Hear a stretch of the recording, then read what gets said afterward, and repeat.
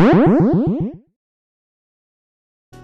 the late 70s and early 90s, Atari ruled the video game industry. The Atari 2600 was truly a historic console that went on to change home video gaming systems for years to come. Atari popularized the use of cartridges even though it wasn't the first to actually use them.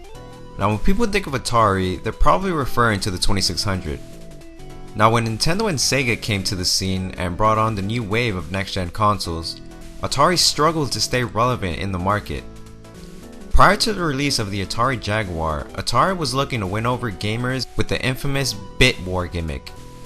And so in today's video, we'll be discussing the unreleased console, the Atari Panther. The Atari Panther was to be a 32-bit video game console that was going to be the successor to the Atari 7800, as well as the Atari XEGS. It was developed by the same Sinclair team, Flare Technology, who previously was responsible for the Flare 1 and the Conix multi-system. It was going to be a combination of the Atari ST and the Blossom video card.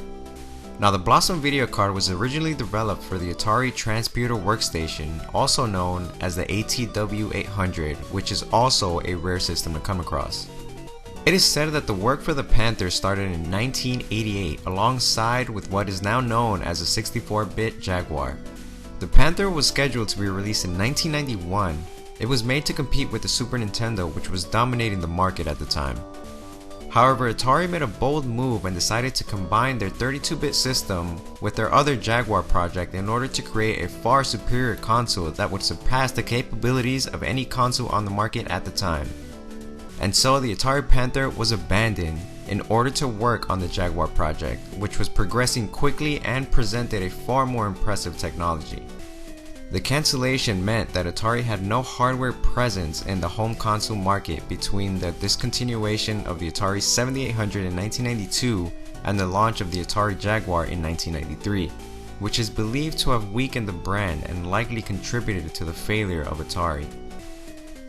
Now there are specifications and other things that collectors have found of the Atari Panther.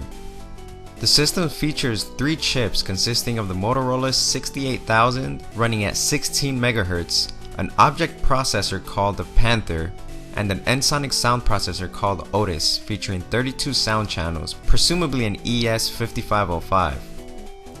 The Panther was never manufactured as the design was overlooked by that of the Jaguar.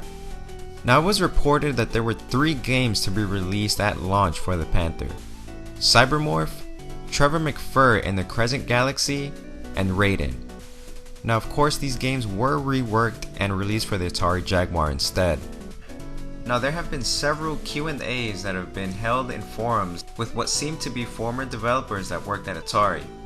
Now luckily the website HCM homecomputer.de kept track of all the important information regarding the Panther. In their findings, they stated that the Panther with prototype number PDS0009 was sold within the liquidation items of Atari Benelux at the Hobbytronics Fair in Dortmund, Germany. It was also stated that no one seemed to recall the exact date of this particular fair. Now the Panther was sold alongside other rare Atari items such as the ATW800, as well as dozens of Atari Stacys and presumably other very interesting items.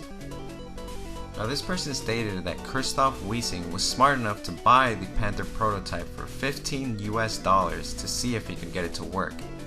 Now due to the complete lack of documentation and software, he was unsuccessful and put the Panther away for several years.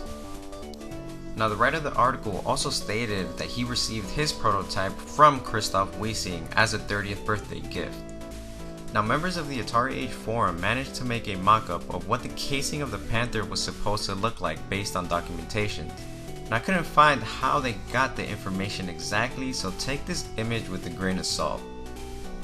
Now this is some more information that was brought to everyone's attention by Kurt Vendel from the Atari Historical Society's Virtual Museum, and this is what he had to say. I have the specs for the Panther, and it was a horrible piece of junk.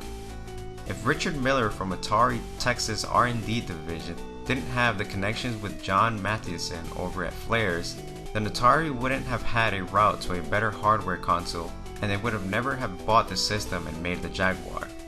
The problem was, Atari was run by impatient little narrow-minded children and didn't understand that the Flare 2 in its present form was not ready for commercial release. It needed more time and work on the chips, cache, and bus, and they were not afforded the time they needed. Also, development kits were not put together properly to give programmers the tools they needed to easily create programs. In the end, it led to a console that had potential but was plagued with hardware and political issues well out of its control.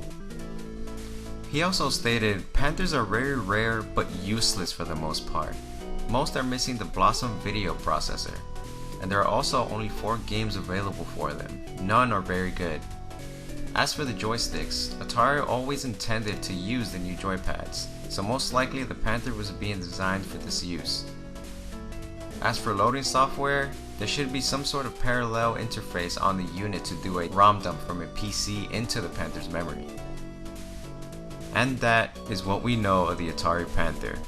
Some say that it was for the best that it never came out, because if the Jaguar was any sign of what the Panther was planning to be, then it was better off being canned.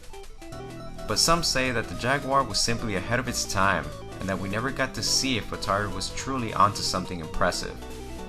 But either way, let us know what you think. Follow us on Twitter and give us any suggestions for future videos. And I'll see you all next time.